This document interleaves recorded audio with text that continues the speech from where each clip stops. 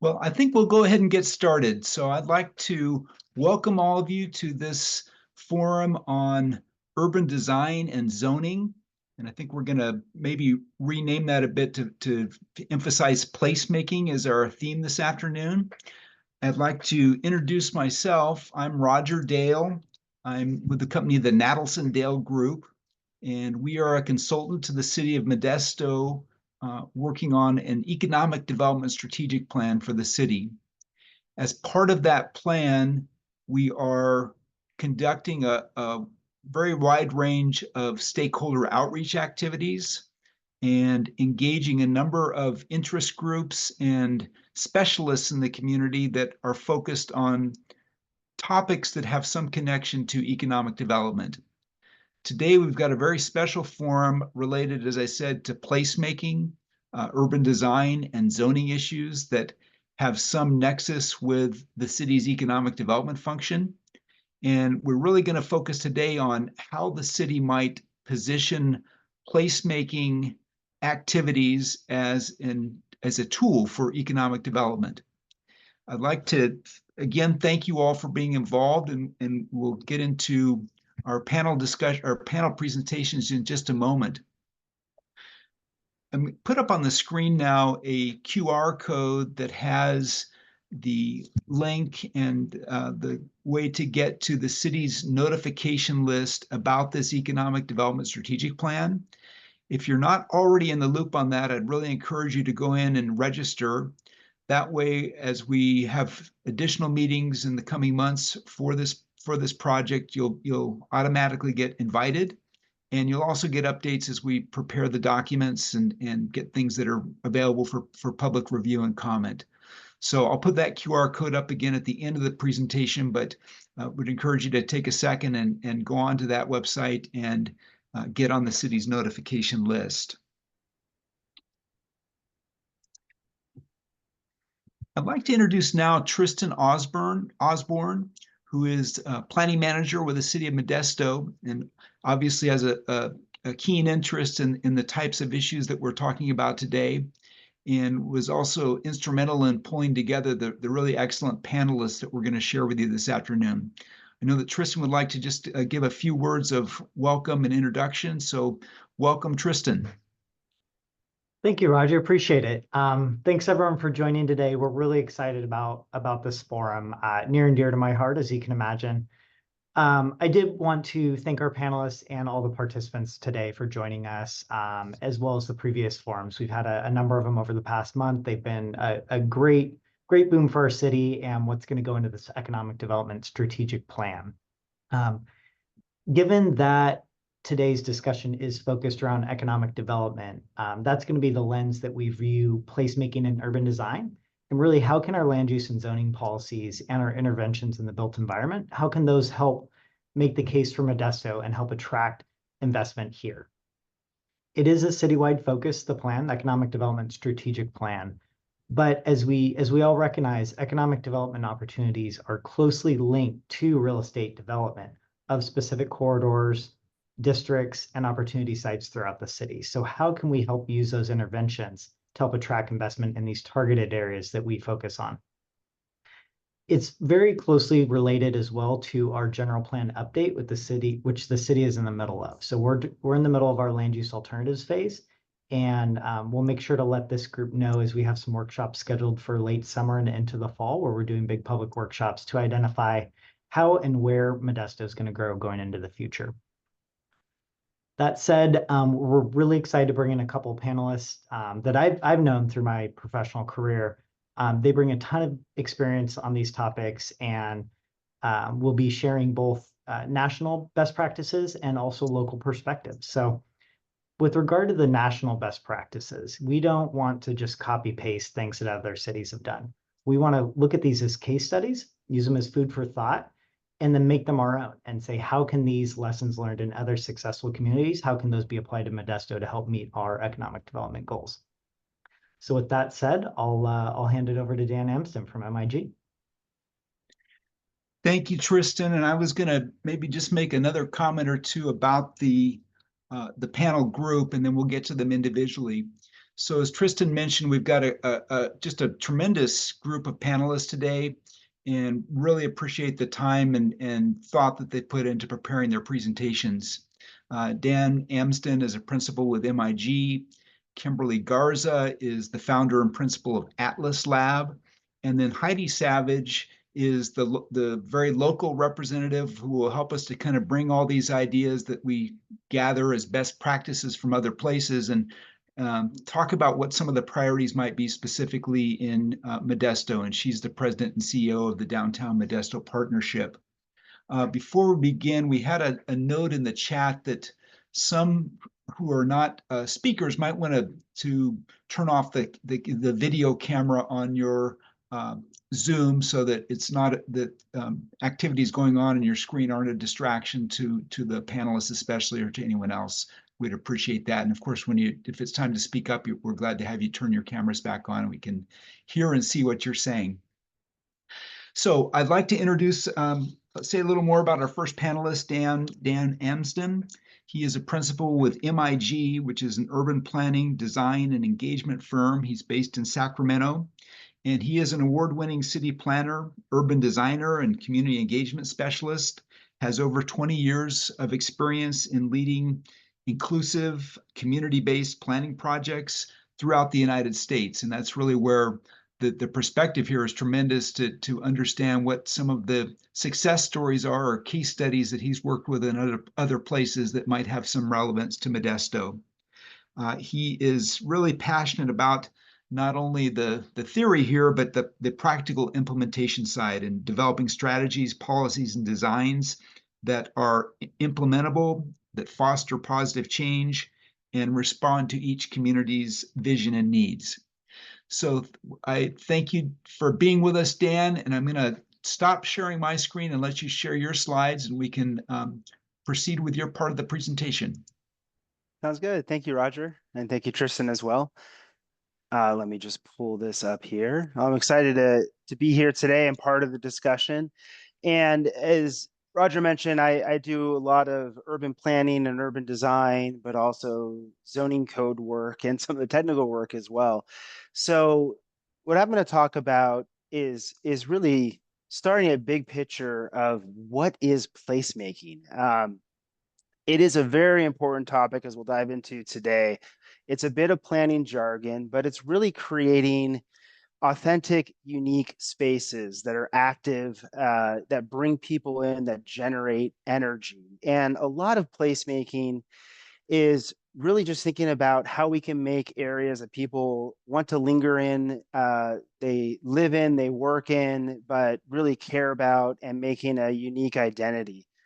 So some of the key sort of big global perspectives around placemaking is focusing on community activities. And I'll mention a little bit more later in the presentation, but really trying to find programming and activation. That can be events or spaces that let people meet and come together, arts and cultural programming as well, but also thinking about the uniqueness of Modesto and some of the key attributes, young, talented workforce looking for interactions, youth, older residents, as well as new residents as well that come in. And a big piece of it is also the aesthetics. So that can be both the built environment and how we're creating physical spaces, but also connections or links to the natural environment as well. So a lot of it is things the city's already doing or the private side's already doing. And that's one thing I do want to emphasize. It's both the city and the private side, as well as residents and business owners, really coming together around a strategy to create a place. So one of the key things we were talking about, especially around the economic development discussion, key question, why is placemaking important to economic development?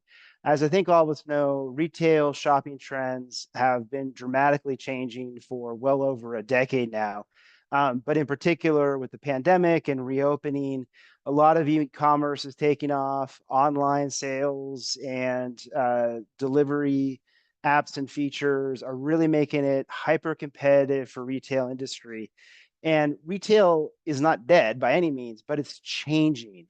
And what's really driving this change is younger generation wanting an experience when they go out to retail places, having areas to linger, interact, be social, but also do a multitude of things. It's kind of like the new format of the fashion mall from the 70s and 80s, but really creating that multi-dimensional active space where a lot of different restaurants, businesses can work together, build off of each other's energy, and create a longer term or more amount of activity. What's also really key, office and job trends are also changing as well. And, for the city and community, thinking about job growth, job training, attracting new workers. Obviously, again, with the pandemic, things change. People getting more used to working from home, but I always love showing the slide. But the old idea of just housing the workforce is dramatically being upended, and especially with newer industries, more tech focused industries, really focusing on those collaborations, interactions, getting people to the office, coordinating with each other, being there in person. Similarly, residential is also changing as well. And a lot of this is being driven by the cost of residential, especially in California, but elsewhere throughout the US, and also the generational type of models. A lot of older couples, older residents really want sort of a smaller, more interactive space. The younger generation likes that dynamic space as well. So thinking about attracting home buyers and renters in a different way is also kind of key. And as we'll talk about in today's discussion, this comes down to these placemaking trends. Again, creating activity, energy, these centers of gathering that a lot of different businesses and spaces can leverage for their growth as well. So I want to talk about just some of the common elements of placemaking. Gateways is a key one, or an entry, or branding. There's a destination, there's an arrival to this space. And it could be downtown, it could be other neighborhoods. Something Tristan mentioned in the opening remarks, though, it's really key to be authentic and to be unique and to build upon the history and culture of the place as well. And kiosks, information, this can be both talking about the history of a place, but also just how to navigate. Where's parking? Where are different stores? Where are different destinations? And making it very easy for folks to move around. Public art has been traditionally a very big part of placemaking and creating intrigue, interest for people, building on sort of that public art, but more specifically murals as well. And these can, again, tell the story of a neighborhood, talk about the history, talk about businesses, or have some of those welcoming, interesting components. Landscaping and streetscape can be really important to create that aesthetic quality, the comfort, place you want to linger in. But it's also a great way for the city or public agency that controls that street right away to help create a more beautiful environment, a more engaging environment, as a way to support all the businesses and buildings that front to that street space as well. Some other design elements like paving materials, again, you can pull in history or uniqueness of the area, but also improve pedestrian safety, pedestrian access. That will really help allow people to, again, linger and stay in a place. Multimodal access doesn't mean cars are going away, but allowing more opportunities for bike, for ped, for transit, for more people to get easier access to different spaces as part of, again, these integrated placemaking strategies. So one of the goals, in sort of a very general sense, is to create kind of a Main Street activity. A lot of different things going on, a lot of different people, and it helps with obviously retail and restaurant growth as well, but also the new office format, wanting to be by those active areas. Programming is key. So you can design a lot of spaces, but you also need to have events or special activities to draw people in the right time of day and the right time of the year for different events celebrating different things. You can also have daily or weekly events like farmers market, food truck festivals. Again, just trying to grow and build that activity. I think another really key piece, and this is something that's getting a lot of energy throughout the US, is really bringing kids into that public realm, play spaces, and sort of blending that into streetscapes or other areas that are easily accessible from downtown. So it becomes a full family destination. But getting back to that thing we mentioned earlier about authenticity, really an opportunity to tell the story about cities, downtowns, neighborhoods, districts, special places. Tristan hit the nail on the head. You know, this is not just one thing that gets applied to every single city across the US and it works fantastic. It really needs to be authentic and genuine, and it's an opportunity to work with the community to define what that actually means. What is that story? What are we trying to create energy around? I also wanted to mention, a lot of times when you think about placemaking or creating these unique spaces or unique destinations, we think often of downtowns, which is important because that is a key destination, a lot of uses, but there are different scales. So here's an example, recent work in Santa Rosa, in the North Bay, where you know, taking an ugly underpass and all of a sudden creating more energy. This is actually all city-owned public space, but it can also be smaller corridors supporting residential neighborhoods with different activities and activations, or older industrial corridors that again have space, maybe opportunities for some infill development or projects that can create energy as well, but also individual projects or sites. So it doesn't have to just be a very large scale type of an effort. This one I enjoy showing in Arlington, Texas, is actually just an old office building that really got turned, or sorry, excuse me, an old warehouse building and storage that got turned into some maker space, a coffee house, some energy to pull people in, and turned out to be some pretty low cost improvements by the property owners, but really dramatically changed the feel, the character, and just the amount of energy in the area. So I think that's my last slide on just sort of the overarching overview of placemaking. And then Kimberly is going to jump in on some more details on how you actually execute this. Thank you very much, Dan. That was great. And our next speaker is Kimberly Garza, and she is the founder and principal of Atlas Lab, Inc., which is a woman and minority-owned, mission-driven landscape architecture, urban design, and public art studio based in Sacramento. And Kimberly is committed to designing, building, and advocating for conscious change in the built environment to make accessible, positive, and progressive impacts on communities. She's a landscape architect, artist, and educator with 20 years of experience working with private and public development projects nationwide. So welcome, Kimberly. We're excited to hear what your ideas are to share with Modesto. Wonderful. Thank you so much. And thank you, Dan, for that introduction. It was great. You had so many great points. And the goal today is to present a series of case studies, projects that I've personally been engaged with. And, I practice in Sacramento, so a lot of this is Sacramento focused, but within the state itself as well. And really kind of showing the range of interventions that can take place. And so my practice, we're a small boutique firm, but we pack a punch in terms of being able to work on public art commissions, which we have a series of those, to university work, to the public realm, streetscapes, parks, plazas. And so with that, I really want to kind of talk about the kind of foundation of our practice and how it really began to really start to engage in this type of work. And how we can be more authentic as we approach our projects to create more signature spaces that people want to be in and that they refer to.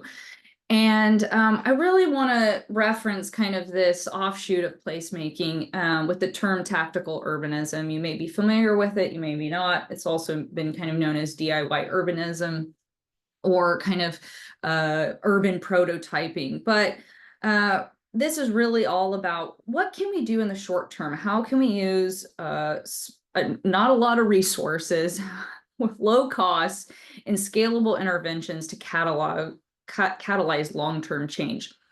And so with that, this is really as kind of a backlash to how, traditional project delivery has been. We have these long project durations, and then citizens are feeling, why isn't this project not built yet? Why is it cost so much? And how does this reflect our values as a community?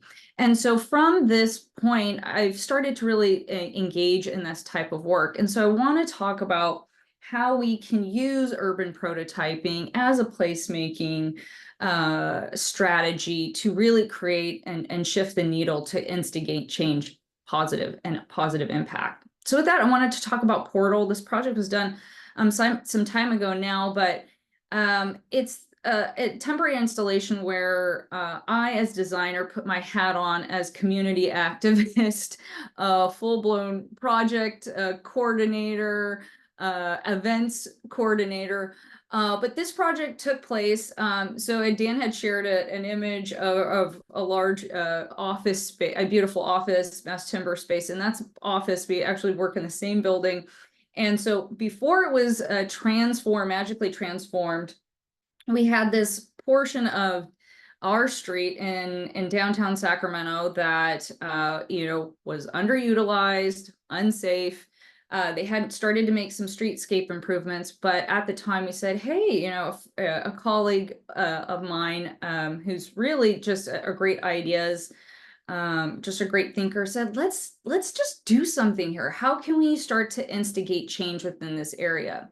So we just started sketching, and we said, well, we know we don't have a lot of money. Well, we don't have a client. We don't have a budget. How do we do something? So we just started sketching and started drawing, and we just sketched this really simple structure that had LED lights on it. And we thought about this as an armature that could host different events and take on many different faces. And so as we started to think about it, could this portal host a movie night? Could it host an open mic night? Could it host different workshops? And so again, this was all about ideas. And so we presented this to the local PBID. We presented it to different organizations to raise funding to get it built. While we were doing that, we worked with organizations to then create a calendar of events. And so again, this is us kind of brainstorming, making this project happen out of kind of thin air. We came up with a schedule of events, and we said, anybody who wants to sponsor this project, you get to have the space for a day, and you could utilize it however you would like. And so we kind of had this 3-week events permit associated with the installation. We then contacted our local maker lab, which was super, super cool. It's called the Hacker Lab at the time, but it's all about engaging our local creative community as well, engaging them and creating opportunities for participation. So we worked with, although I had this sketch, we worked with these fabricators to start getting it built. Then we worked on just talking about it and creating a buzz about it. And so we shared with newspapers and local media outlets about this project and how we really saw this as kind of foreshadowing of what's to come in this area and the possibilities of what the space could be.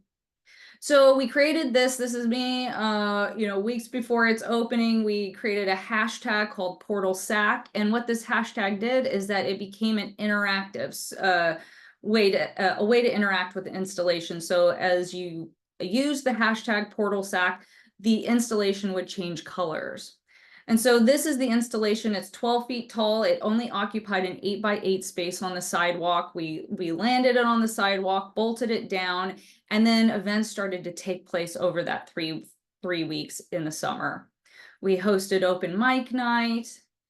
We then, as a landscape architect, engaged the local landscape architecture community, and we did a complete plant takeover of the space and brought in over 1,000 plants. To kind of show what could be in this area. We also hosted workshops related to unhoused community. And my favorite, we hosted a silent disco. And so what was incredible about this is that, again, it was a simple installation, but it brought people here.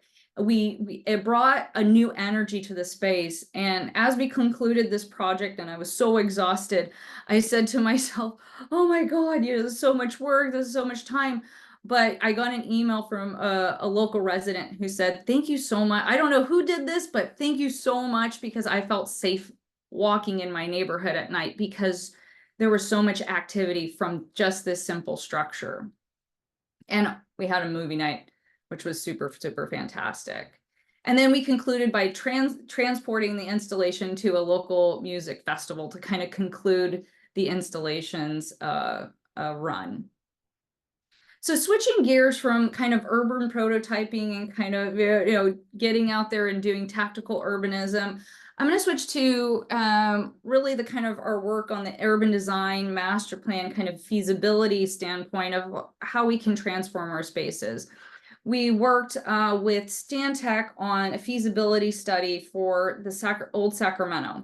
And so you guys probably familiar, been visited Old Sacramento, where we know that it's cut off from the major, you know, the downtown area through the highway. We have challenges associated with the river itself because we're in the Delta, and we have this, you know, complex levee system that views out are limited. And so the kind of question came to, how can we really invigorate and bring more animation to Old Sacramento that's not just focused on the historical side, and not just focused and kind of hanging our hats on, we have really cool old architecture here. So as we looked at this, again, we need to really focus and think about placemaking and looking into the history. How can history start to tell us how we should start to form and create unique spaces? And so we looked at historical photos of this area and seeing how, you know, in Old Sacramento, that the front street was rather this large, expansive, open space for people to come together, and it was really the front porch to the city. And so I just want to preface this by saying this is all for a competition that was done for Old Sacramento that then became a feasibility study, and that was then secured for $40 million of funding for the city. So as we started to look, Atlas was looking at this, we started to identify, actually, there's buildings that are faux historic or completely underutilized from a retail standpoint, and really not contributing to the public realm in Old Sacramento. And so we had identified, again, that front porch area, those yellow buildings here, is that we can actually get those removed. We suggested in our proposal to remove those to make way for a larger open space. And we also saw those as visual barriers and how we can best utilize that space. So again, thinking about it as a larger, grand, open space that could create new sightlines, new connections, and that could be programmed with so many different, it can be just filled with such diverse programming. So with that, we developed a series of ideas, and one of which was this linear armature that was really a reflective of the timeline of Sacramento, that really created an architectural organizational move throughout the space to really bring people together. Also creating more spaces for families to gather. As many families come to Old Sacramento, there's not enough space to really linger, run around, and gather, and create more spaces, really treating it as a really curated park here.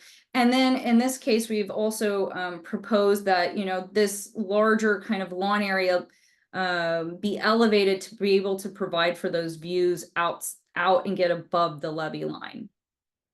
And then what's so key here too is, again, this investment into signature, more authentic spaces. And so here we're proposing a water feature, but the water feature echoes the forms of the Delta itself here. And again, these are amenities that currently don't exist in our public realm, but are so badly wanted by our community. Switching gears to a project that we just completed was for a river district in North Sacramento. This area is really a forgotten 830 acres of kind of forgotten landscape because of the railroad lines here is really disconnected from downtown Sacramento.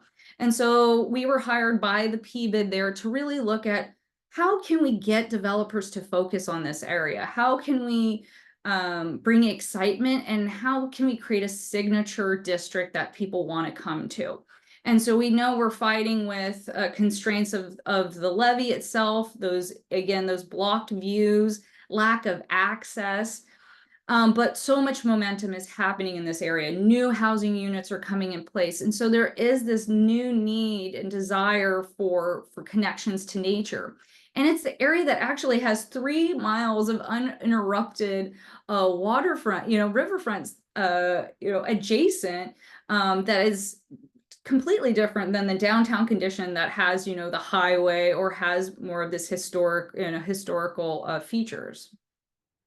We also identified and, done our due diligence in understanding that this area also suffers from, heat island effect. Lack of trees is really limiting it and making it a very hot environment compared to downtown Sacramento that has incredible tree canopy coverage. So as we started to look at this, we started to say, how can we bring the coolness of the river? How do we bring that into the district itself? And again, this is a strategy about how we can create economic growth through landscape architecture. And it's really, cities across America are always, kind of starting, you start at the parks, you start at the open space, you start at the trails to create those connections, bringing families together, and then drawing in those program elements. So with that, we really focused on a strategy at looking at cool corridors, and I'll get into that a little bit more, but really investing in a new urban tree canopy for this district to make it more livable and walkable. And so with that, we developed a series of scenarios here that could show the potential of what this space could be.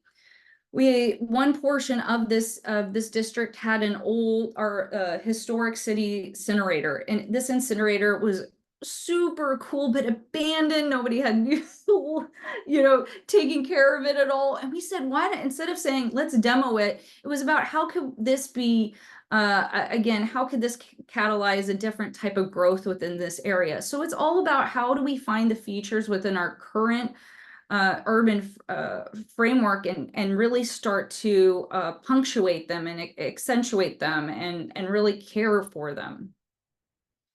And then also inviting and understanding the industries that are coming in, more arts-based, most co-working, and really kind of hitting all the bullet points that Dan was talking about here, about those moments of more lingering.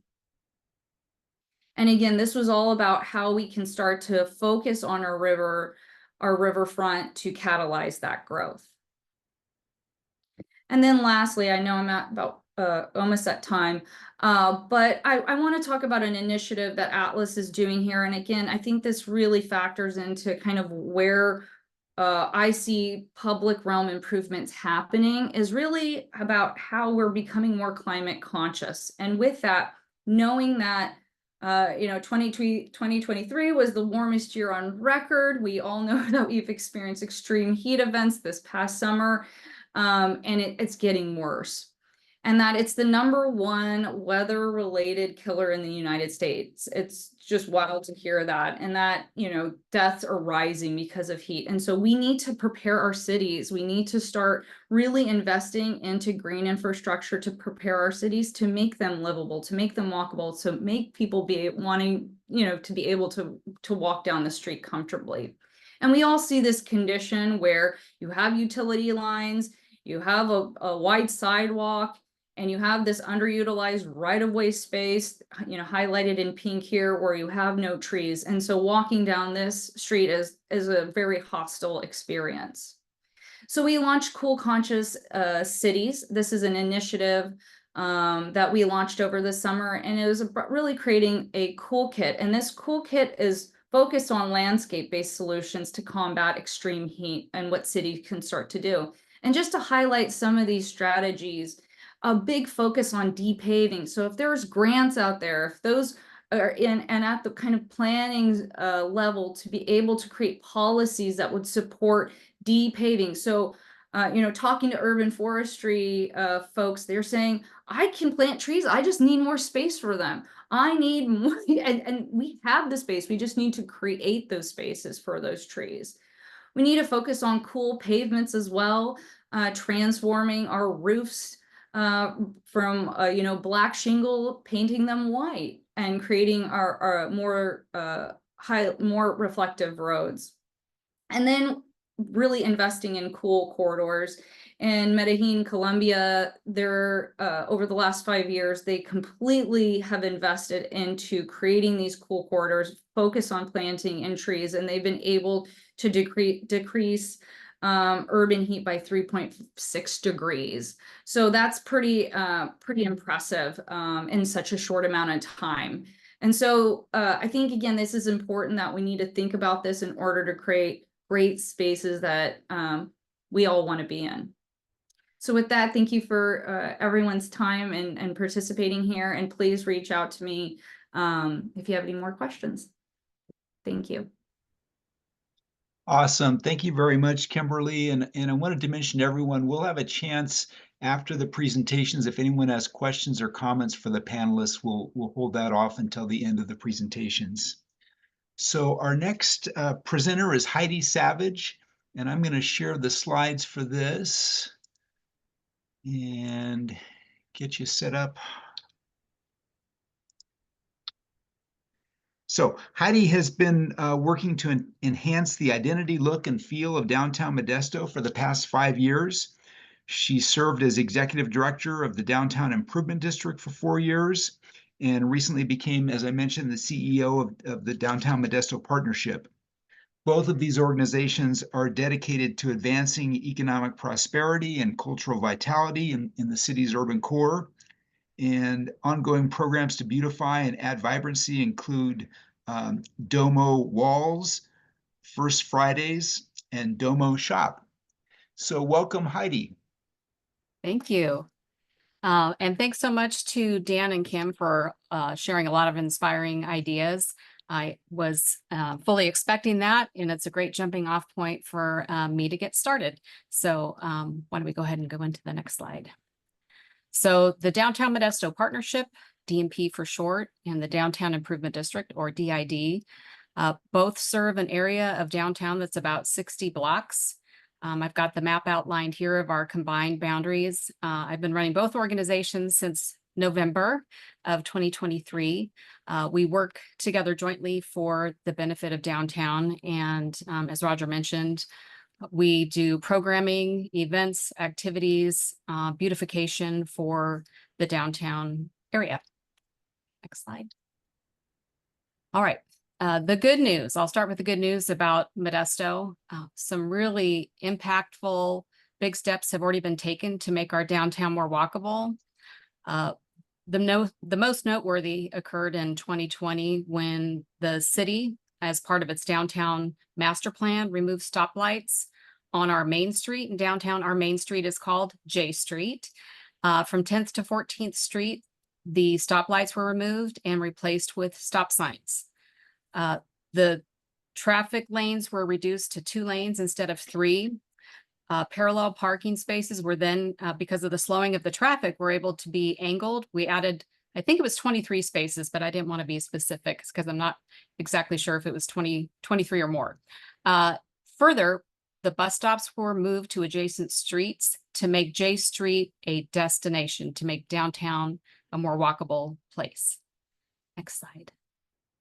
This is a rendering of those changes that were made. And I find it interesting to see that orange rectangle that's outlined with the blue that says Max. That was our bus company.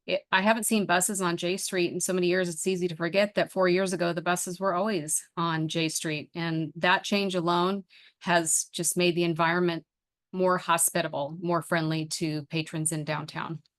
Next slide.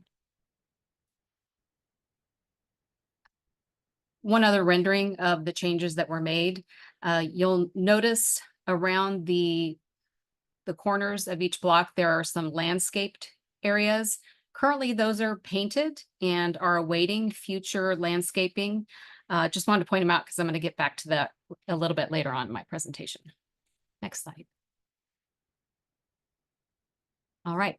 The next big change that has been really positive is parklets. When there was no other place to eat in downtown Modesto due to the pandemic, parklets came into downtown and they have made a really positive change. We have heard a great deal of positive feedback from the community about them, and they continue to be a place that adds vibrancy and brings people into our urban core. Next slide. Just another one of our parklets. Next slide. Okay, so priorities that we have going on currently. One is the Downtown Improvement District is proud to have partnered with the city of Modesto early on in the process of applying for the Caltrans Clean California grant. The city was successful in that application, so there will be $3.1 million for downtown revitalization. Much of those funds will be focused on Mural Alley. Mural Alley, we think, can be even more of a destination than it already is. There will be wayfinding signage that will be added on each end to make people feel a sense of arrival in a special place, to reduce the urban heat island effect that Kimberly had mentioned that we're all trying to start to take steps to address. The permeable pavers to reduce that heat will be paved throughout the alley. Trash enclosures around the yard bins that many of the adjacent businesses must use will help provide a more clean feeling. And go ahead and jump to the next slide. There will also be trash cans, trash receptacles that will be added to our main streets, and a mural plan will also be a component of that grant. And we're really looking forward to the implementation of this in the years to come. Next slide. The Downtown Modesto Partnership is also applying for funds to do a downtown beautification grant. We want to add gateway signage. You can see a mock-up here that we would like to put on the opposite side of our transit center. The city has made some really big changes to our transit center because the ACE train is going to be coming to Modesto, and we want the gateway signage to really welcome and beckon people from that train station. We will be adding bike parking, asphalt art. We want to add lighting downtown and flower pots and murals. Next slide. For those who may not have heard of asphalt art already, I've seen some really cool projects myself in person, one that looks similar to this in Reno. These areas, they can be on sidewalks or asphalt. They can be in all kinds of places. We have plans to put them in the corners that I had mentioned. I had pointed out on that rendering beforehand. Go ahead and go to the next slide. They're a great way to get the community involved. Communities across the country invite folks to come out and help paint. When people see streets like this, it just helps them reimagine the space that we live in and makes them see it differently, more positively. One more slide on this. You see the corners there. We're going to be doing some of those spaces in downtown where it's planned for landscaping in the future. We know that asphalt art can reduce accidents by as much as 50%. So they are traffic calming measures in addition to providing a sense of place. So, and a very inexpensive way, excuse me, to transform an area. We'd like to do some of those projects on J Street, and, you know, the future residential projects that are going in, it's something that we could do there as well. Now on to the challenges. In downtown, sidewalks are one of the big ones, actually, because our downtown was built long ago and it just kept evolving from block to block. The sidewalk sizes vary greatly. So when we want to do placemaking efforts like more trees, finding where we can plant them, where there's going to be sufficient space for those roots to grow, or where there's access to water, flower pots, if there's room and still leave space for Americans with disabilities, act space and just sufficient space for pedestrians to walk. We have a 4-foot width here on this sidewalk. We'll go to the next slide.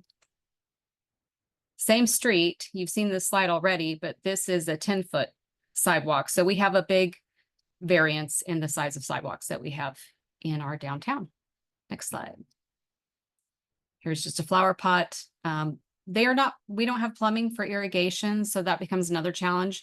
Our city does an amazing job of bringing a watering truck downtown, and they help keep our lovely flower pots and some of the trees and things alive, but that is just a challenge because of the built environment. Next slide. Poor lighting is probably the top thing that we hear about at the downtown organizations. We have inconsistent lighting from one block to another, and this is just because our downtown evolved over time. There are different types of lampposts. Maybe they're pedestrian friendly like the ones you see in the photo here, but they also are highway standards. Sometimes you might have a couple of lampposts on a block, and then the next block you might have quite a few. So we know that when people don't see enough light, they have concerns about their safety, whether their personal safety, whether they're warranted or not. Our team is also often asked, how come we don't have market lights strung between all the lampposts all the way down J Street? If you see the restaurant on the right, that half a block doesn't have any lampposts. So there's nothing for us to string the lights from one place to another. So we'd love to do that, but that's just part of the built environment. One of the challenges of being able to install those market lights, along with just having electrical outlets to power them. Next slide. The other thing that those inconsistent lampposts provide as far as a challenge when we want to do holiday decor is the investment that we made in lighted holiday garlands. We can really only install those and have that really impactful site for people to see and experience lighting them up when there's a lamppost that does have a plug. Okay, next slide. So for solutions for this, really, there's not a ton we can do at the moment for our Main Street or J Street in downtown, unless there's a future project where there's some repaving and new sidewalks paved. But we know there are projects going in. We have a courthouse that's getting built just a couple blocks from our office. And I'm certain that that has sufficient tree wells and sufficient lighting all around the sidewalks. So we know that future projects like this will likely provide just the 365 days a year features, providing shade, canopy, and what have you. Hopefully, if we could put on our wish list to have lampposts that have a place for us to plug in market lights and holiday decorations, then we could really add that sense of place. Next slide. We could always use more greenery, trees with a large canopy. We do have existing magnolias and ginkgos, but they don't have as large a canopy as other trees.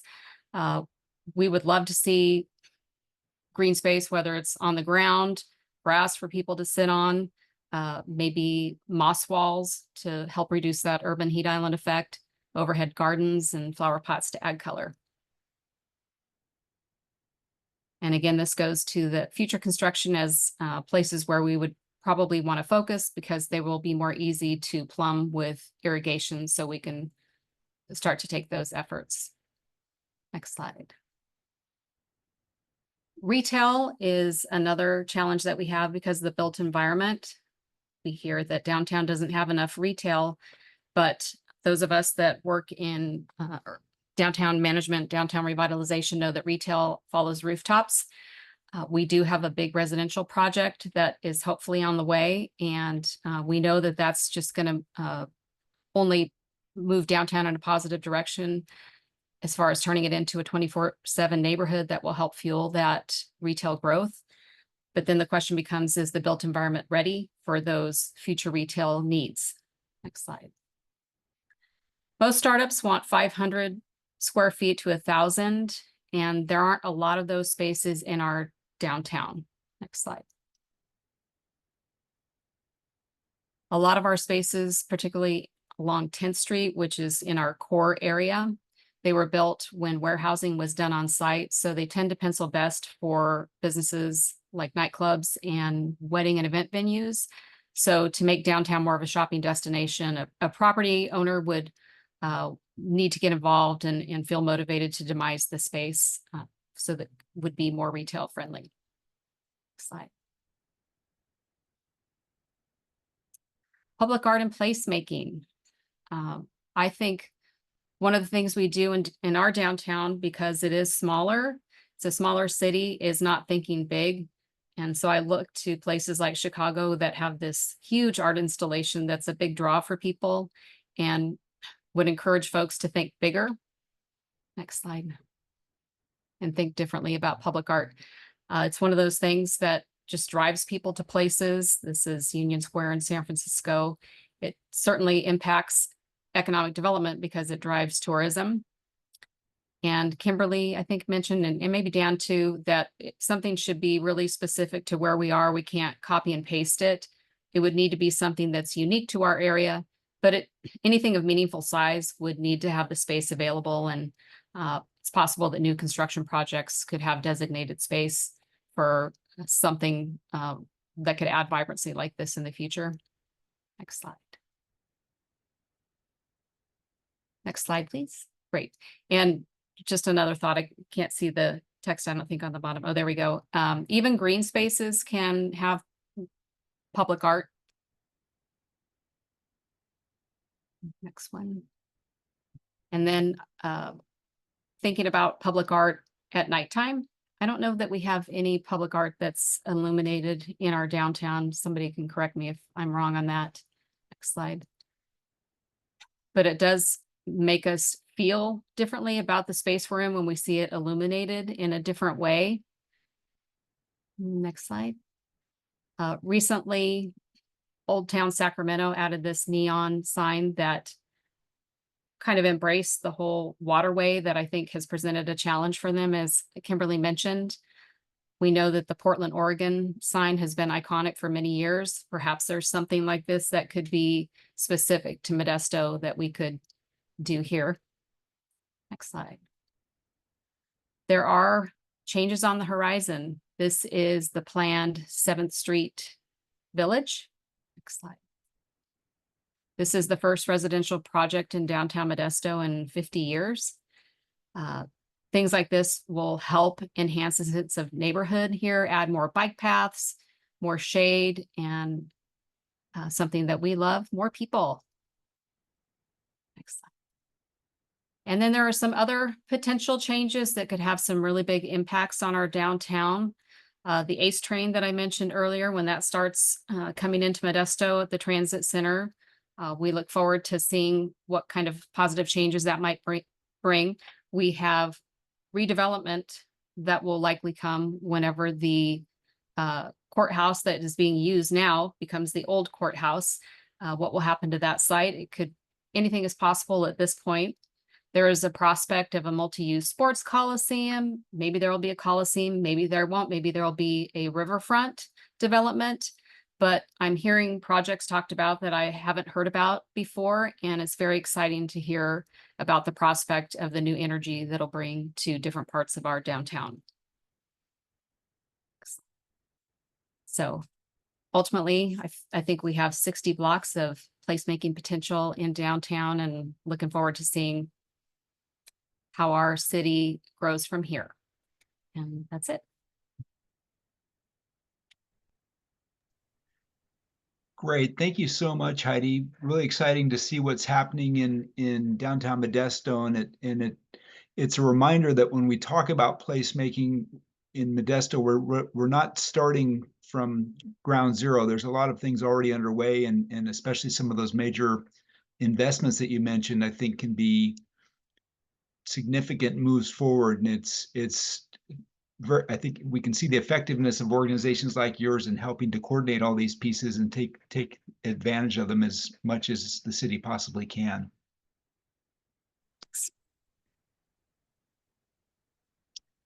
So again, I want to thank the three panelists.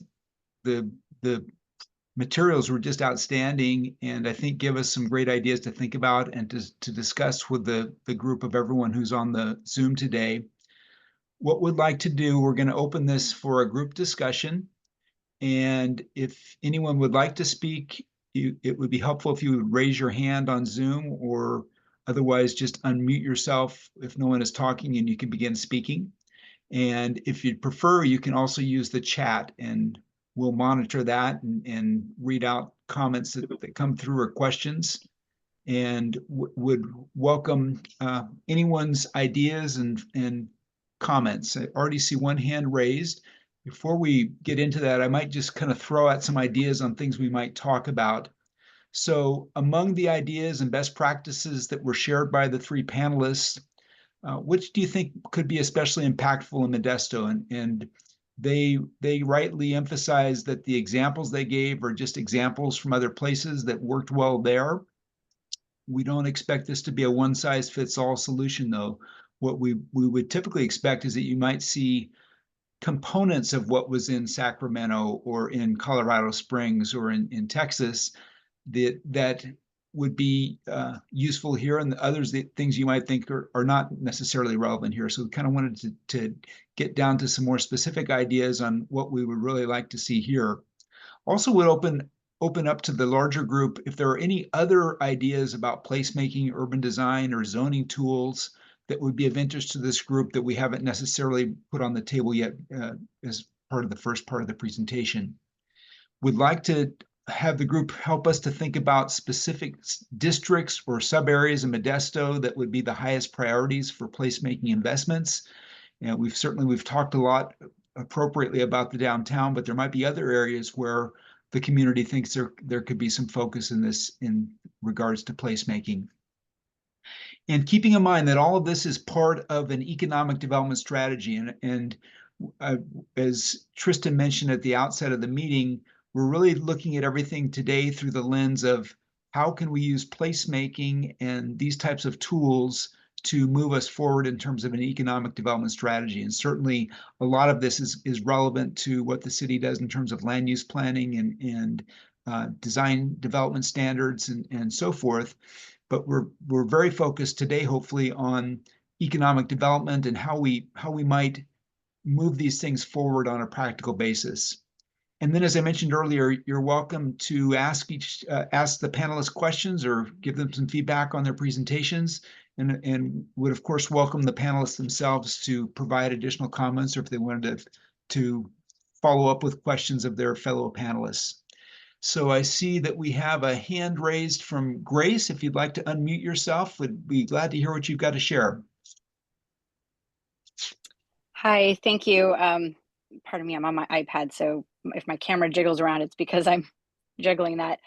Thank you for the presentation. I have lived in Modesto for the past 3-ish years, and I have lived, unironically, I have lived in Colorado Springs, and I have lived in Sacramento, and I have lived in New York City, and I have lived in rural Vermont. So I have a very strong sense of what makes a place, and what makes what recent enhancements have added to that space and made it even more enjoyable than it originally was. From your presentation and that emphasis on the downtown area,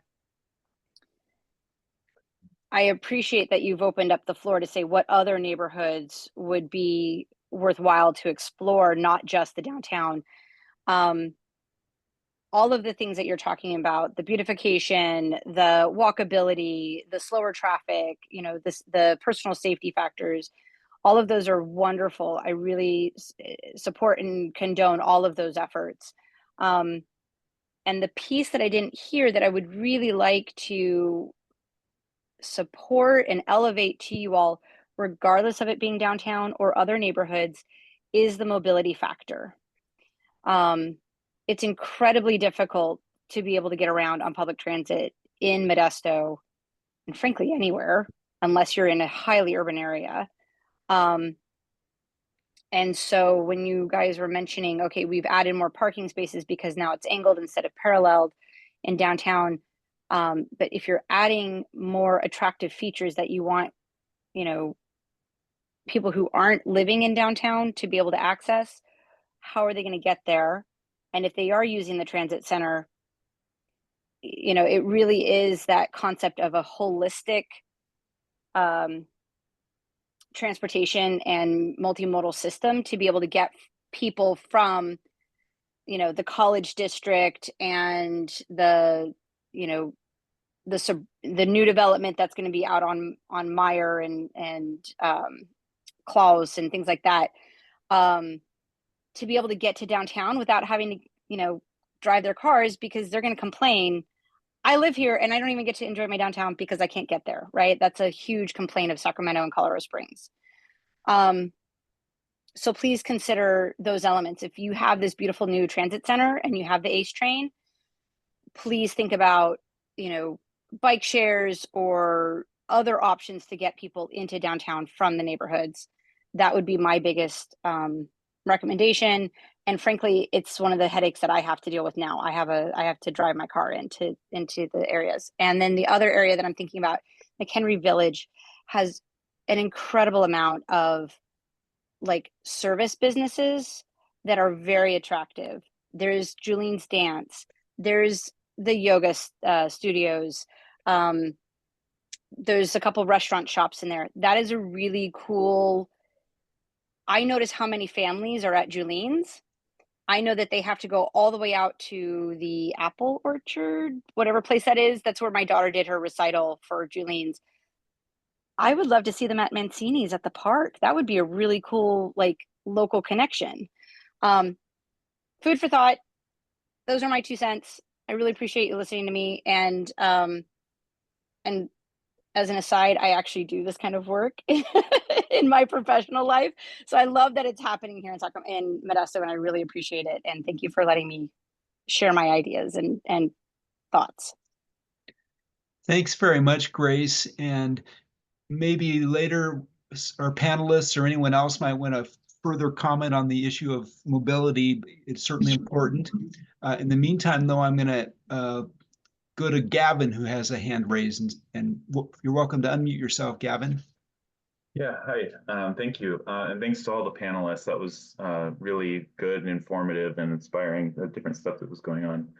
I actually have like a lot of questions, but I'm just going to kind of ask like one and then I'll stop. And then, you know, if there's time, I'll ask another one later. That's right. But yeah, I did want to reiterate what Grace mentioned too about the connectivity issue. And it's not just with downtown, but all of our neighborhoods are very discombobulated. If you try to get around walking or riding a bike, it's really dangerous in a lot of places. And I think like our city council and our planning department could probably learn a lot by just being, you know, required to walk some of these areas and try to get from one neighborhood to another without like encountering a near-death experience. I've almost been hit many times on my bike following the laws. I've almost been hit many times, and our streets are unfortunately designed to move cars as quickly as possible to get from point A to point B, move through this area as quickly as possible. Today, I was just driving by Roosevelt Junior High, and there were kids like running across Orangeburg as there's like cars all over driving down there. So there's definitely needs to be, that's a really critical component, just being able to get from neighborhood to neighborhood without having to deal with almost being hit by a car. So I just wanted to reiterate that. The other thing is, yeah, also the emphasis of outside of downtown. There are some really big opportunities with people starting and tying to economic development too.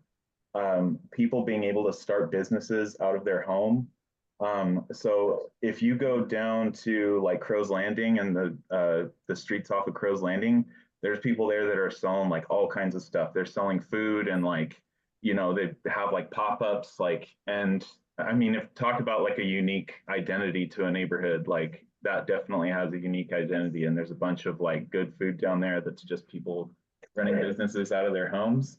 I used to, at my old job, I used to run a micro enterprise program, trying to encourage people to start and like we had classes on how people can start small businesses out of their home. It started off focusing on cottage food businesses. But it had to evolve because our county health regulations on what you're allowed to make and sell out of your home kitchen are like so restrictive that virtually anything that people came on, and we were targeting mostly low-income households and stuff, trying to like use this as an opportunity where they could like get a foothold in starting their own business. A lot of them were really discouraged coming in because they said, I want to make like tamales out of my home kitchen, and then only come to find out the first day that they're not allowed to because of the county health regulations. There actually is a state law on the state, according to the state, they've changed their food retail code to where they allow all kinds of food to be made out of home kitchens, not just baked goods like Stanislaus County does, but all types of food. You can actually have people like, you could set up a little dining room in your garage or in your kitchen, and you can serve your neighbors that way as a small business. And I think it's not a whole lot. I think it's 60 meals a week or something like that. But that would really change the character of even our neighborhoods outside of downtown. So you could hang out in your own neighborhood or have like, you know, your friends come from across town and you're hanging out in your own neighborhood. And that could really just change the dynamic and really add placemaking outside of just downtown, and also provide a low barrier entry for people who are just trying to get into starting a business. So I just wanted to mention that. I can put in the chat the name of the new California law that allows it. It's got a kind of a long name, but I can type it in the chat if anyone's interested. Great. Thank you very much, Gavin. This is Roger Shanks. I have a few comments. Thank you for the presentation. I think that's very well done. I'm excited about seeing the future of that 7th Street housing project. I think we really need to encourage and foster the urban placemaking for that area between 8th Street and 99. It has a great potential for bringing housing, bringing people in, helping make our downtown more of a 24/7 environment. But I think we need to look at the streetscape and how we do that around these projects rather than just being paving, how we can really make it placemaking. I'm also I'm going to be concerned. I think we need to look at the vitality and the design of McHenry. Right now, it is a raceway. I personally would like to see us come in with a raised median down the middle with landscaping to start making it feel more like a pleasant place to live. I've lived in other cities that have that. It changes the whole character of the street, slows traffic down. It's particularly from Brixmore down to Needham is an area that really needs to be enhanced. Right now, you know, businesses, what we want in there are not necessarily what we really want to have in there. They're there. But I think there's some changes could be made, could really enhance that. And also the connectivity. I think we have a great Virginia corridor that needs to be, I think, connected a little bit stronger to the downtown. Really start bringing people downtown off the Virginia corridor, which is used extensively by walkers, bicyclists, everybody is on that area on a frequent basis. So looking for opportunity. I think J Street is great. The mural alley, I think, was a great idea. I'd like to also see us use more of the historic light fixtures around our area to really bring in that historic character we've got on J Street. And we used to have up in the college neighborhood, which have been taken out, which I'd like to see back in again, to really start bringing some of the history back to our community. Thank you. Thank you, Roger. And I see, Grace, you've got your hand up again. Welcome to comment further if you'd like. I'd like to just tear off of what the RCD gentleman mentioned. I think it would be very prudent of city planners and other entities in the partnership to think about what industries outside of financial or municipal that could be uplifted. And one of the things that I've personally noticed about Modesto that makes me pleased to be here, or that I is one of the reasons why I will stay, is the arts community. And what I mean by that is like the performing arts community. You have Gallo, you have a number of dance studios, and you have Julien's. There's theater programs, there's strong music programs at the local schools. I would love to see the city really embrace that and lean into that and create greater partnership opportunities to uplift those programs to become a nationally renowned, location for ballet or the performing arts, just like Sacramento has partnered with its arts communities and its makers communities, and other, cities have really tied into the non-financial, non-municipal enterprises of its economy sector. That's a great idea, Grace. And I guess I'd throw out to the group, those of you who are local and more familiar with the community, is there an arts council or some other entity that would be kind of taking the lead and positioning Modesto the way that Grace just described? Does anyone know? Stanislaus Arts Stanislaus Arts Council. Council. Yeah. Yeah, and this is Roger again. We do have a very strong arts program here with the opera company, the ballet company, the symphony. They are doing some world-renowned work for the community. I know the opera company, I'm involved with them.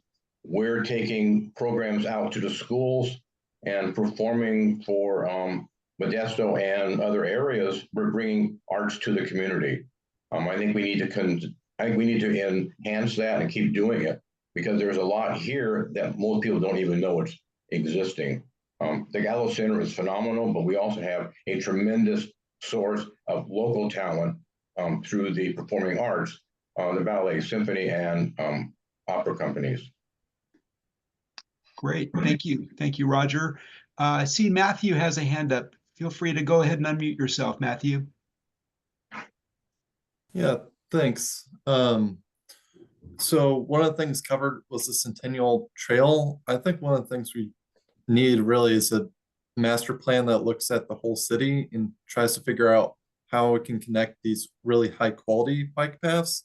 I see a lot of cities, they hear bike paths and they spend, negligible money at like implementing them, where it's just like, okay, you put some striping on the side of the road, but that still feels dangerous for most people, so they never get the chance to feel, start. So if we were able to connect a bunch of high quality bike paths throughout the city and then focus on whoever we want to be like the biggest users of them, for example, maybe it's kids so they can commute over to their school by bike, I think that would have a big positive benefit. So one of the ways you might do that is on 9th Street, connect that over to Gateway Park, have Gateway Park, connect to that trail system, both north and east of it, all of a sudden connected a big piece of the city. There's some places to connect over the southeast, and then for Centennial, it can continue it north until it hits that northeast to southwest trail system, and then follow it. And when you come up across some of these really big roadways where there's 2 lanes in each direction, it's pretty uncomfortable to go across. One of the nice things about Centennial is you got that one bridge there, but if we were able to add more bridges to a really nice bike system, I think that would be really beneficial. I know there's talks of a big project near the mall out there that would have pretty much that full access sort of bike trail connecting even to the mall. So that's one whole idea. In order to do that, I would think that the city would need to create a budget and some sort of lead person to follow that through. And my second piece was just going to be on Needham. The road itself kind of disconnects the neighborhood from downtown. It's kind of unpleasant to go across. So if there's any way suggestion could be made to like the public works folks next time they start touching that road, maybe make it a larger project and do a sort of road diet so that that neighborhood gets reconnected to the downtown like it was historically. Those are my points. Thanks for listening. Thank you, Matthew. Great ideas. I wanted to follow up with maybe some ideas from our panelists about models for how you finance or fund these types of improvements. I don't know if you could generally comment on the examples, if these were mostly public sector funded activities, or if some of these were part of development projects where there may have been private sector contributions to the funding. And even beyond the examples we've talked about, just generally best practices for financing these things. And I guess maybe Heidi, I'd also be interested to know that the types of things you mentioned locally, are these mostly private sector driven activities, or is the city kind of a key partner as far as financing, and what might some of the city's roles be going forward? Well, when I first started my presentation, I was talking about the changes along J Street, and I wasn't with Downtown Modesto Partnership yet, so I believe those were funded by City of Modesto. A lot of them, you know, roadway changes, stoplights, stop signs, that sort of thing. The other projects, the Caltrans Clean California Grant is funded by Caltrans. And then the funds that we are applying for, hopefully will be successful in obtaining, are some pandemic funds. So they are federal funds. So I think usually it's kind of a combination of grants, maybe municipalities, and then in some cases, you know, where we might have budget available, or do fundraising ourselves as a downtown organization for smaller projects. For instance, the mural project that we do every year, we do fundraising to help with that. Okay, thank you. Mm-hmm. Dan or Kimberly, did you have any comments on kind of funding models based on the examples that you mentioned, or any others that you're familiar with?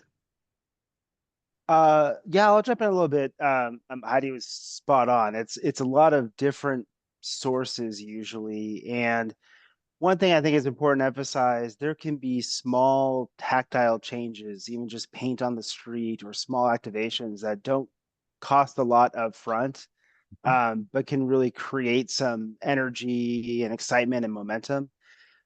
But one thing I've seen just time and time again really helps implement or get energy behind the placemaking strategy is to really create that shared vision. So a lot of things we're talking about under the umbrella of placemaking are multiple different projects the city's doing. Maybe it's new development projects that are coming in, major mobility and transportation projects. I love that was raised by a few people here as well. That's a huge piece of placemaking, of getting that connectivity for different ages, abilities, different types.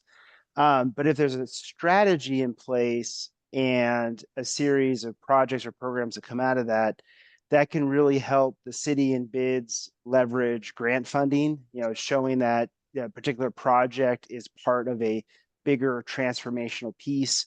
It could get into cities' master plans around bike and ped facilities or different streetscape changes as well. That's the heavy public realm side of it. On the private side, though, getting a few, you know, key property owners or businesses interested in changes or improvements or more activations. Again, you're leveraging that energy. So it's a little, and I think everyone, you know, gets this. It's different than creating a from scratch new major development project. You know, these are incremental changes. But if there's a roadmap the public and private sector can work off of, it could really be impactful for creating those changes as different funding sources come about. Great, thank you, Dan.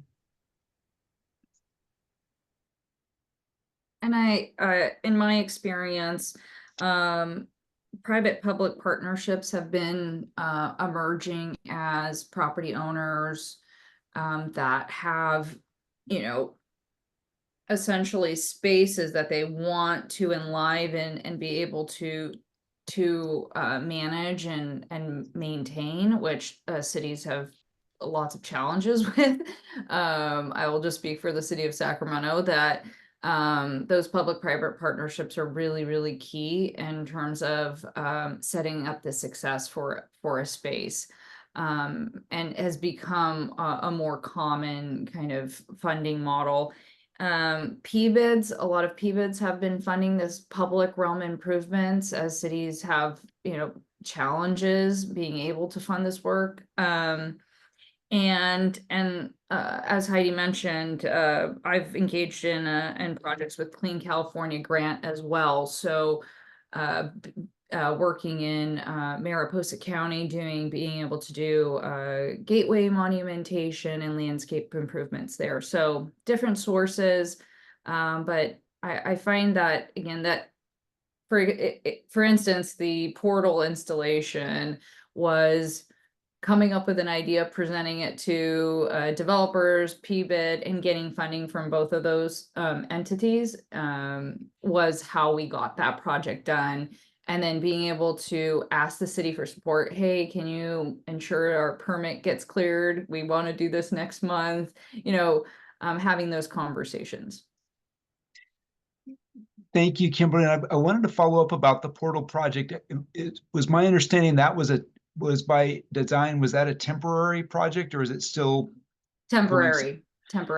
Is there an interest in doing something like that permanently based on the success of it, or what? Oh, yes. Everybody asks, where's portal? But that helps with the allure and mystique of the project. So, no, there definitely is, but we had also funded for security during that time. And again, based on our limited budget, the materials weren't there built to last. And so for forever. And so there's definitely interest, but it's kind of that time. But definitely I have developers come to me, hey, how can we make a portal here? And so we've done different installations elsewhere. Great. So I wonder if anyone would want to comment on, Heidi mentioned some really big investments that are underway or coming to the downtown area or to Modesto, the ACE train, the courthouse project, possible sports coliseum, as well as a residential project and possibly others coming in the future. Is there any sort of coordinated strategy in Modesto to really take advantage of those, or is there a role that the city might have in doing that? Just kind of wanted to discuss with the group the status of those projects, how we think that they might be catalysts for bigger scale improvements in the downtown, and what roles does the city have or might the city have in helping to coordinate really taking full advantage of those? Mm-hmm. Well, the ACE train is coming. I believe the transit center renovations are complete. So that will be happening. I believe it's 2026. I'm not 100% on that, but I believe it's 2026. The new courthouse is still under construction. So we still have a ways to go before the courthouse site that's being used currently becomes, a real discussion. So that was me just kind of looking really ahead that there's, something that can happen. And that's probably, well, it could be multiple entities involved with that. And that's just, it's a bit far off, but it's on the horizon, The sports stadium, I don't know the status of that. I do know city has been actively involved in the conversations there. When the city hosted meetings to get the community's input on, I think it was economic development. One of the things that was brought up at multiple tables where people were having discussions, the riverfront, and being able to look toward that as a possible place where investment and development could occur. That hasn't historically been done when we have that natural asset here in town. So just kind of the conversation has started. It's a future possibility. And somebody did mention the connectivity between the Virginia Trail and downtown. And I have heard there are some efforts planned in the future to try and help with that city's working on. I don't have specifics, but I've heard that. Okay. possibility. Great. Thank you, Heidi. And I see Gavin has a hand up. Welcome to speak again, Gavin. Hey, thank you. This was one of my other questions that I wanted to put off, but since it came up about the development of like riverfront properties and stuff, so maybe Kimberly, maybe you could talk more on this, on like what you've all been doing in Sacramento. I know, like, you know, the areas like immediately along the rivers are floodplain.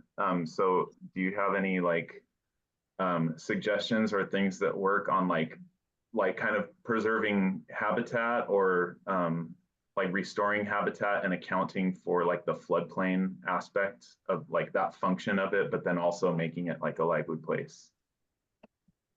It's challenging. It's incredibly challenging. And I think I don't have an answer for you other than, you know, a clear answer for you. But it's, I think I want to empower everybody that it shouldn't stop us from moving towards our rivers. Everyone across America, all cities have focused on their riverfronts. And it's sad that we don't do that here in the Valley. And I think it's that the levee infrastructure has just seen as, oh, we don't want to deal with Army Corps, we don't want to deal with it, and so we've just turned our back instead of saying, hey, well, we can make it happen. It's just longer timelines, right? And it's really critical too, where, you know, we have to be set back you know, certain distance from that levee line as well for that development. So it can occur. We just need to be further out. But all things are possible. And every kind of jurisdiction is different too. And so for us, dealing with the river, you have that fluctuation, that constant change. And so how do you design towards that as well? So, and then it's a balancing act, right? An environmental balancing act, but it can be done. But I think it's about looking at the long game here in terms of that investment and bringing people together. So I'm not gonna, it's very challenging. Is anyone on here in touch with like River Partners at all? The ones who did the, they're doing a lot of floodplain habitat restoration like all over the state, and they just did the new state park. Dos Rios was one of their projects, but maybe they have an office here in Modesto too. Might be kind of interesting to bounce it off them maybe too. Like, yeah, I don't know. You know, Gavin, I think that Heidi mentioned it, that we had at the beginning of our strategic planning process, we had a stakeholder meeting that was really just an introduction to this process, and had about maybe 60 stakeholders who came and talked about different ideas and topics for economic development for Modesto. And the river came up consistently. I think we had 4 or 5 breakout groups, and each one focused on this. And I believe that River Partners or someone connected with them was represented at that meeting. So that's definitely an idea that we're going to carry forward and see where there are opportunities. Since Gavin, you brought up the river, and I would open this to you or others, is there kind of a vision for what the opportunities might be in terms of placemaking on the riverfront? What you might like to see happen there?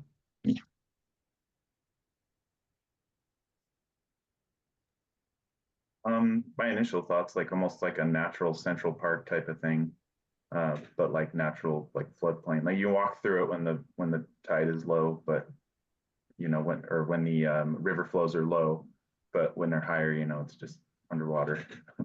But yeah, nothing in particular. Yeah. Okay, thank you. Grace, welcome to Unmute again. Some of the things that I really enjoy in natural spaces tend to be, and okay, this might be really, really specific, but like I love farmers markets and I love open air markets. And one of my favorite farmers market in Vermont is hosted in a giant field. And one of the biggest issues that I have with the Modesto farmers market is it's just confined to that one little block.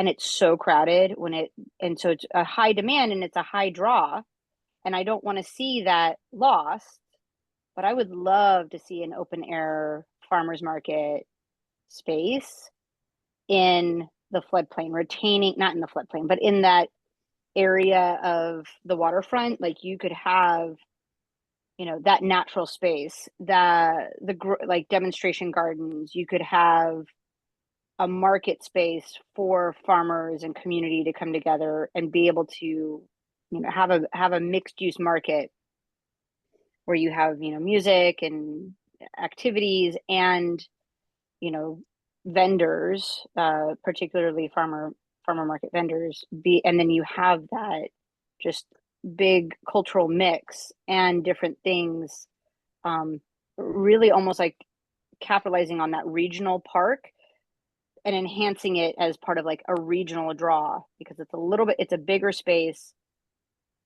You have more room to move around, but you could also tie other activities like a nature center, community gardens, you know, demonstration gardens, you know, educational materials like interpretive signs around, you know, the fish and the habitat species, the plant species that are in the area. I wonder if any of the tribal community members in the area might want to have or share stories or interpretations of their relationship to the river and the salmon that used to be in this area. That's another community group that you guys might want to consider as part of the interests that are making up the economic interests. Is like, what does the regional, you know, the tribes that were here historically, what kind of role could they play in all of this? Thank you, Grace. The type of open air market that you're thinking about, do you see this as something that happens on a certain day of the week, or is this a permanent full-time facility? I think it could be flexible. I think you could try it out, like, you know, basically create. I know what they do. So at Discovery Park, which is in Sacramento, they have that big music festival, but they were using it for like soccer fields and other, you know, just open rec space. And then the space that I was talking about in Vermont, that was a dedicated Saturday market.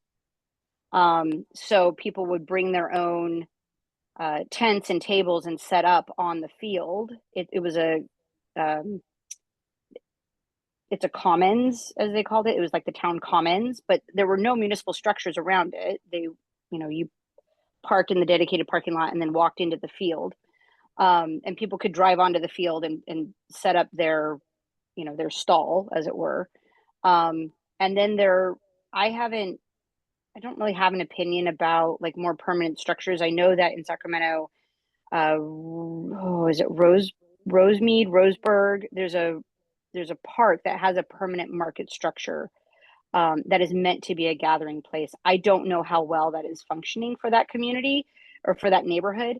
But in my opinion, a 1 day a week or every, you know, twice a week, if there is sufficient vendors,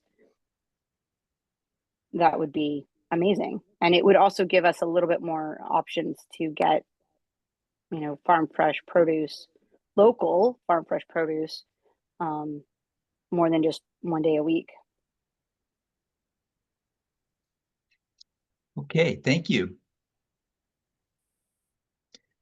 Earlier, Gavin mentioned, I believe it was Gavin mentioned the issue with the county's requirements for home-based food businesses.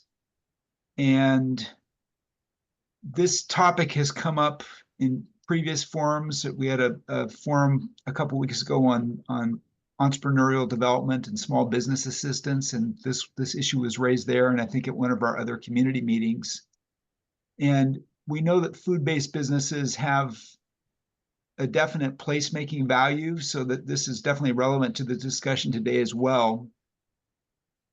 And I'm just bringing that up as an example. the question I'd like to ask the group, those of you that work in the community, either in the public or private sectors, are there other examples of either county or city policies that at the present are impediments to making the types of progress that we're talking about today?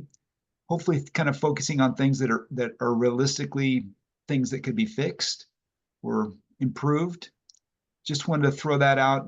You know, this could be in the realm of land use or design standards or other regulatory issues that might be fairly simple fix within the context of an economic development strategy. I see Gavin's got a hand up again, so go ahead, Gavin. Yeah, so one was the one I mentioned earlier about the cottage food laws. The cottage food regulations in Stanislaus County are really restrictive on people who want to make anything that basically isn't like a baked good or like a snack food or something.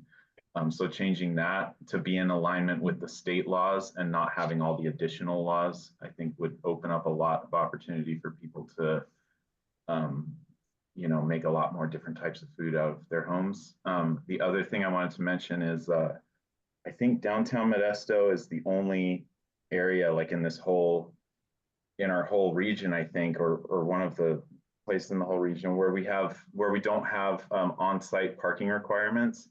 So outside of like the downtown square mile, there's on-site parking requirements where if you're a developer, you only like, even if the developer doesn't want that much parking because of the type of like business that they're starting there, the city says you have to have this much parking.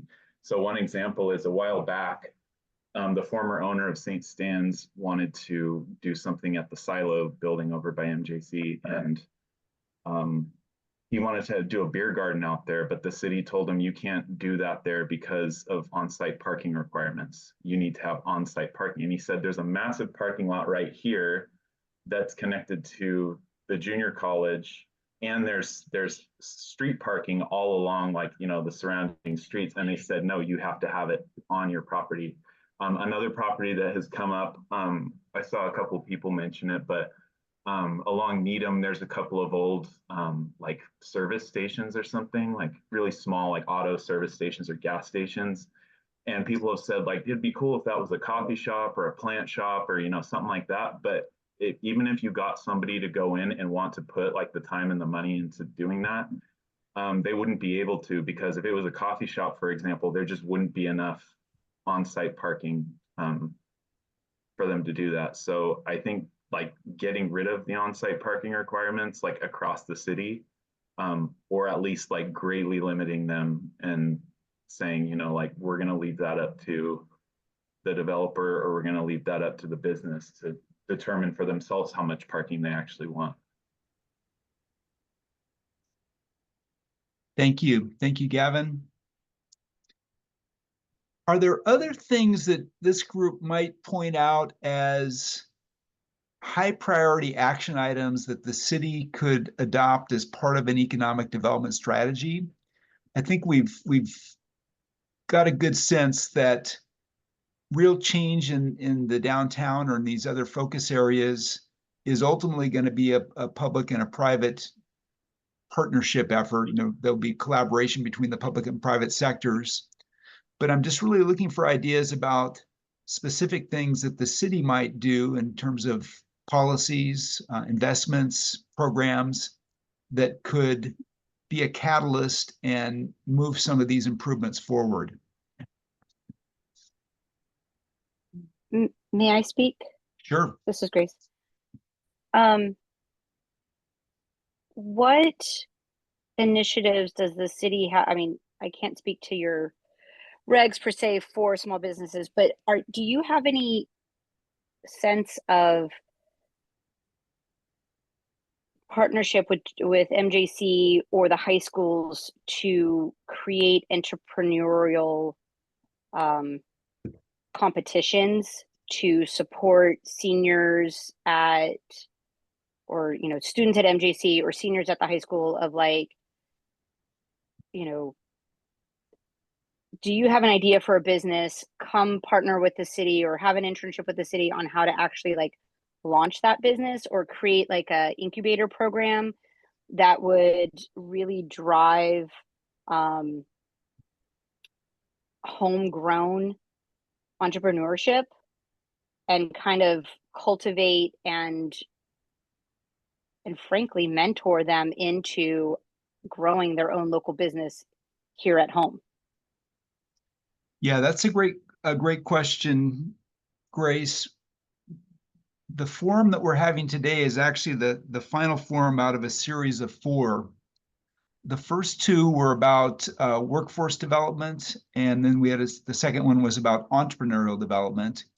And the school district, MJC, as well as Cal State Stanislaus or Stanislaus State were all panelists and key participants in those meetings. And they're doing some very exciting things about entrepreneurial development. I'm not sure if there's a high school level opportunity for that yet, but there's certainly a lot of partnerships in place, including the city has a definite interest in working with this that idea might be accommodated. So that is a great idea, and I would also like to mention that the recordings and the slide decks from those previous forums will be available through the city on the website, as will the recording from today's meeting. So if these are topics that any of you is interested in and you didn't have a chance to be at those meetings, would really encourage you to check those out, because they were, like this meeting today, they were really great resources.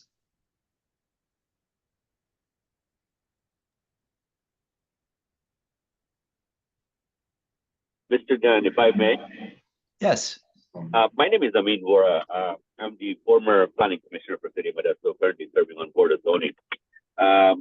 The riverfront has been brought up several times, and I have been talking about it for now past 10 years to whoever I can to see a vision in the natural resource that we have here in Modesto, which has been neglected for decades and decades. I've been resident of Modesto since 1986.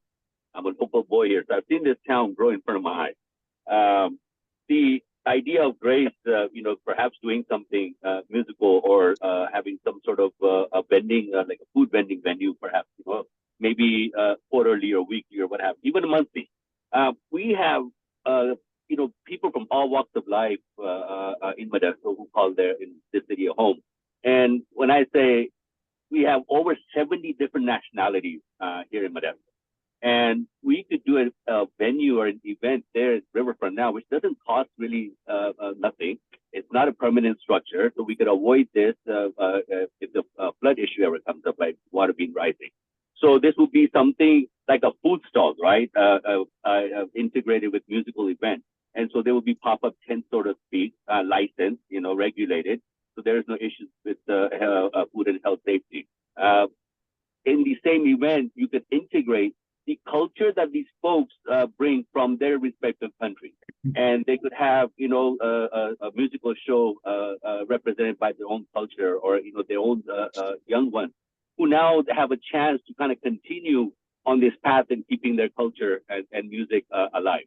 So, something like that, which becomes a destination, not only for citizens of Modesto, but entire county or perhaps even region.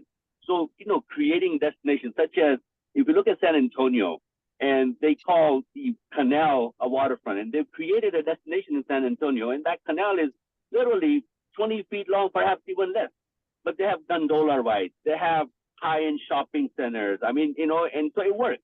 So if you create something where you start, and just by this idea of food, represented by all these people from different walks of life, integrated with music, could be used as a pilot project while we are thinking a bigger picture of downtown. I mean, I see a great vision in Modesto. I see new things that are coming, but it's to come. And by the time all these projects that we are foreseeing from Modesto, yes, they're wonderful, amazing, but we're looking at a time span of perhaps a decade or more, right? But this type of idea of creating a destination is something we can start now. I mean, it doesn't have to go through a regulatory or environmental or none of that. I mean, city, county come together. we could put an event and try it as a pilot project just in the riverfront. It works, we continue. We build from there, right? So all these great ideas are there, but we know they're on books, they're a vision, but sometimes the bureaucracies and the red tape kind of keeps the vision as an idea forever. I mean, as Bugsy Siegel, and I always quote this, as Bugsy Siegel quoted, if you build it, they will come, right? So it's like, okay, we have this vision, we are doing all these great things, but I mean, the bureaucracy keeps us from, seeing that effort coming to fruition for decades, if not longer sometimes, right? So, and then you had asked as to what we could do to fix some of these things, to entice more business or what can city do to at least cut down on red tape? One of the ideas would be if there's a mixed use project, right? And makes sense, which is, I'm not saying on the scale of Santana Row or something that built in Atlanta, Georgia, one of the $1 billion mixed use project, which now has become a destination. In Modesto, if there's a mixed use project such as working great in the Bay Area, if we bring it here, it makes sense. It's a community involved, so to speak, a project where we are bringing something unique, where we're not only, mindful of, elimination of traffic or being a green space, we are bringing these communities where we are creating a space, a community sense, belongingness, where for a person to buy a gallon of milk, now they don't have to drive 3 miles. It's available right there in their neighborhood kind of thing, right? So, I mean, small steps, but, we need, if these type of projects come to the city, then, the entitlement process, the plan check, the, building permit. I mean, these are cumbersome and, process. I mean, time-wise. So and I get it. City staff is amazing from planning to, I mean, they're just amazing people. However, they're short-staffed. And on top of that, their focus being, coming from the top and instructions, and sometimes are, diverted. So we need, a time frame, and we need some sort of expedited process for projects that are in line with the vision of City of Modesto. I'm not saying just any project. What projects that make sense, which are community focused and bring benefit to the community, should be streamlined. I think that would be one of my suggestions. Right now, it's just a long process, so to speak. Just from going from on paper to submitting, from entitlement to permitting to by the time construction happens, it's a very lengthy process. Thank you. Thank you very much. And I see Tim has a hand up. Please feel free to go ahead, Tim.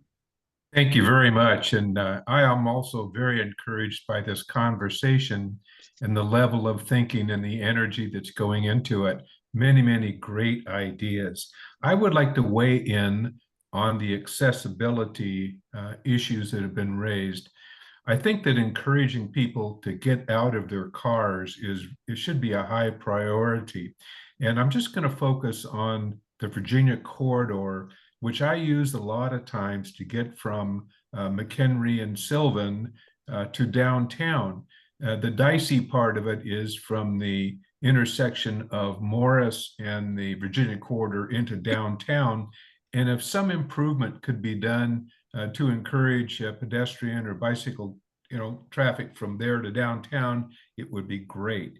The other thing I would mention about encouraging bicycles specifically is that when the city installs a handicap ramp at an intersection, they give great concern to people with mobility issues, which is great. But I think by adding a second button to activate a signal that is easily accessible to a bicyclist wouldn't be all that complicated when those improvements are being made. And I don't know if that makes sense what I'm saying, but at an intersection, a bicyclist can't really activate the signal in most places. The other issue I would like to say on that is that when you get downtown, where are you going to park your bike? What kind of resources do we have available? And just visually, if there was a designated parking place for bicycles that was attractive and well lighted and secure, or at least had some security issues, it might encourage people to go downtown on their bicycle. And that's basically it. Let's get out of our cars and get downtown, and you guys are doing a great job. Keep it up. Thanks very much, Tim. Tim, if I could just quickly respond to that, that's part of the planned activities that we have, planned projects that we have for the downtown beautification, is to add bike parking and to really call attention to it with bright asphalt art so that people are aware that this parking is available, and we'll be doing it in 3 different spots in downtown. We're starting on that. So thank you for that. I see also there's some good comments in the chat. We probably won't have time to read through them all today, but we'll include those in the record that will be sent to everyone after the meeting, so you have a chance to look at those. We'll also leave the Zoom up for a few minutes after we wrap up if anyone wants to type anything in the chat or copy any information out of there while we're still online today. Yeah.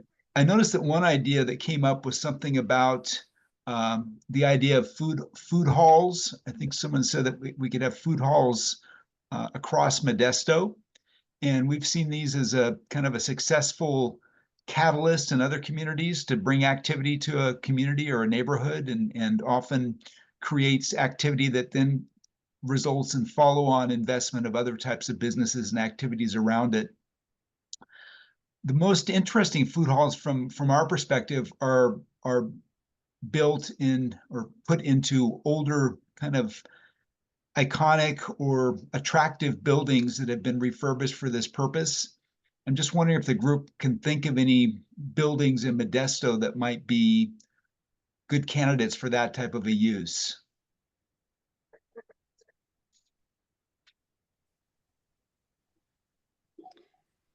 I think it really depends on owners of existing industrial spaces and their planned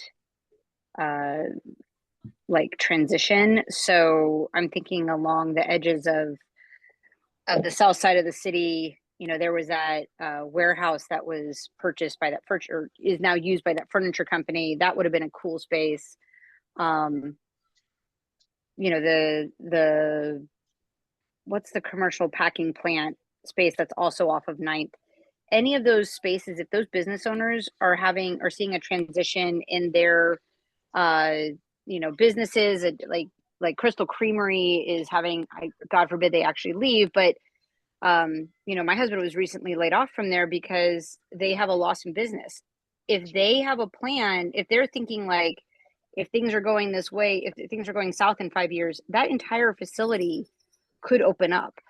Also, I know this is in kind of a gray area, but that whole 9th Street corridor, the county between Ceres and Modesto, they are hankering for repurposing, reuse opportunity. They are talking about, they just did a community visioning workshop there at the beginning of the year for active transportation planning, and they were talking about like, could we have a market space or whatever. So there's a bunch of buildings there that are being eyeballed if the owners are open to that repurposing. So I'm not saying that Crystal's going away. I'm just saying that that would be an interesting location. Of course, you would need to do some environmental remediation, make sure that there's no on-site harm, you know, brownfield issues that you would need to deal with. And that rail yard facility could be a cool use if you have an industry that is in transition that could be gone in 5 years. That is your opportunity zone. And can I say one more thing? I'm going to pivot back real quick to the bike comment that Tim pointed out. Sure. If I don't know of any bicycle groups in Modesto. I do know that in Sacramento, a group called SABA, Sacramento Area Bicycle Advocates, provides free bicycle valet to residents who bike to a city event or any event in the city. And it's a way to provide secure bicycle parking for people who are going to a concert, the music festival, or the whatever, or the basketball game, etc. So just keep in mind that with support and engagement with a bicycle advocacy group or a committee group, if that group cannot provide that service or is not sponsored to do that service, maybe there needs to be a city-led initiative to create or provide that service. And it's free valet parking. It is not a fee to the user. Grace, do you think that that can happen soon, or does there still need to be these investments in the connectivity before that would really be a viable thing? What's kind of the order of when that would happen?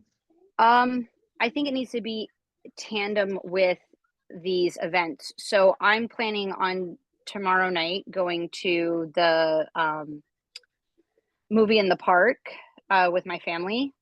I don't have a way of realistically biking there. If the city were to provide, bike valet for those kinds of events and test it out, and then as more events come online, offering that bike valet service. It's not a chicken and the egg question. It has to happen at the same time. You have to make sure that the infrastructure, that the bicycle facilities of transiting the city by bicycle are safe and protected and easily accessible. And the destination, like Team said, has to have bike parking, because I'm not going to leave my bike on a solo bike rack outside of a business for fear that they could steal my seat or my handlebars or my lights off of it.